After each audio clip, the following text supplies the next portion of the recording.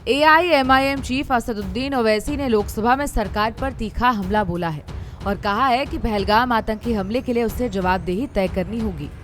लोकसभा में ऑपरेशन सिंदूर पर चर्चा के दौरान AIMIM सांसद असदुद्दीन ओवैसी ने पाकिस्तान के साथ क्रिकेट खेलने के फैसले पर जमकर हमला बोला। ओवैसी ने कहा कि जब हम पाकिस्तान के खिलाफ सख्ती बरत रहे हैं, पानी रोक रहे हैं, ट्रेड रोक चुके हैं, तो फिर क्रिकेट कैसे खेलने की तैयारी कर रहे हैं। आतंकवाद और बातचीत भी साथ साथ संभव नहीं है। उन्होंने कहा कि दोनों देशों के बीच व्यापार भी पूरी तरह से बंद है और इस स्थिति में दोनों देशों के बीच क्रिकेट मैच के लिए कैसे अनुमति दी जा सकती है। उन्होंने कहा कि उनका ज़मीर नहीं गवारा करता कि वो उस क्रिकेट मैच को देखें। आगे वो क्या कुछ कह रहे हैं, आपको सुनाते हैं। सवाल आपके जरिए से वजीर आजम और हुकूमत से ये है, फिर जिन इंसानों को बैसारा की वादी में मारा गया था, क्या आपका जमीर इस बात की इजाजत देता है कि आप ट्रेड बंद कर दिए, पाकिस्तान का एयरक्राफ्ट हमारे एयर स्पेस में नहीं आ सकता, उनकी कश्ती हमारे पानी में नहीं आ सकती, ट्रेड खत्म हो चुका है डायरेक्ट इनडायरेक्टेड, आपका जमीर जिंदा क्यों नहीं है? किस सूरत से आप पाकिस्तान से क्रिकेट मैच खेलेंगे जब हम पानी नहीं दे रहे हैं? 80% पानी पाकिस्तान का हम रोक रहे हैं। ये कहकर के पानी और खून नहीं बहेगा, आप क्रिकेट मैच खेलेंगे? मैडम, मेरा जमीर तो गवारा नहीं करता कि मैं उस मैच को देखूंगा। क्या इस हुकूमत में इतनी हिम्मत है कि उन 25 मरने वालों को फोन करके कहे कि देखो हमने ऑपरेशन सिंदूर में बदला ले लिया, अब तुम पाकिस्तान का मैच देखो? बड़ी अफसोस की बात है मैडम, अकाउंटेबिलिटी किस पर है? पहलगाम किसने किया? 7.5 लाख हमारी फौज और सेंट्रल पैरामिलिट्री फोर्स है, ये कहां से 4 चूहे घुसकर हमारे भारत के नागरिक को मारे? अकाउंटेबिलिटी किस पर फिक्स होगी? LG पर फिक्स होगी तो LG को बरतरफ करिए, IB पर आती है तो एक्शन लीजिए, पुलिस पर आती है तो एक्शन लीजिए, मगर आप ये समझ रहे हैं कि ऑपरेशन कर दिया और हम खामोश लोग भूल जाएंगे। अकाउंटेबिलिटी फिक्स करना पड़ेगा।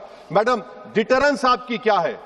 आपने सर्जिकल स्ट्राइक किया, आपने बालाकोट किया, फिर ये पहलगाम हुआ, तो आपकी डिटरेंस की पॉलिसी नाकाम साबित हुई, कश्मीर की पॉलिसी नाकाम साबित हुई, 370 हटा दिया आपने एक रियासत को यूटी बना दिया और उसके बावजूद भी दहशतगर्द वहां पर पहुंच गए। तो और अफसोस मुझे इस बात का होता है मैडम कि पाकिस्तान को हम जानते हैं, पाकिस्तान और इजराइल इस पूरी दुनिया में एक फेल्ड स्टेट है और पाकिस्तान के आर्मी चीफ को, जिससे हमारे स्ट्रेटेजिक रिलेशनशिप, इसको अपना दोस्त कहते हैं, उस देश का प्रेसिडेंट उस शख्स को बुलाकर खाना खिलाता है अपने साथ जिसके भाषण से हमारे लोग मारे गए थे। तो क्या आपकी खर्जा पॉलिसी कामयाब हुई? आप देख लीजिए। अच्छा, हमारे देश में एक ऐसी तंजीम है जिसका वजूद नफरत की बुनियाद पर और मजहबी अज़वियत को फैलाने के लिए बनाया गया।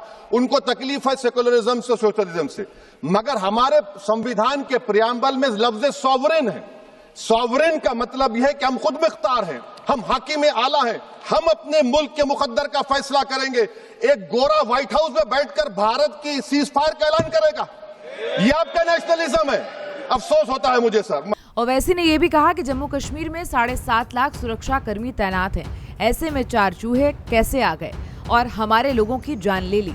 उन्होंने कहा कि अगर उपराज्यपाल की जवाबदेही बनती है तो उन्हें हटाया जाना चाहिए, अगर खुफिया ब्यूरो या पुलिस की जवाबदेही बनती है तो कार्रवाई की जानी चाहिए।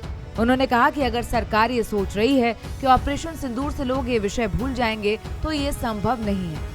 उन्होंने ये भी कहा कि सरकार ने संविधान का अनुच्छेद 370 हटा दिया और जम्मू कश्मीर को राज्य से केंद्र शासित प्रदेश बना दिया, लेकिन इसके बाद भी वहाँ आतंकवादी घटनाएं हो रही हैं। इससे पता लगता है कि सरकार की नीति नाकाम हो रही है। भारतीय संविधान के अनुसार भारत एक संप्रभु देश है, जिसका अर्थ है कि भारत अपने फैसले खुद करेगा, लेकिन संघर्ष विराम की घोषणा अमेरिका के राष्ट्रपति डोनाल्ड ट्रंप ने की।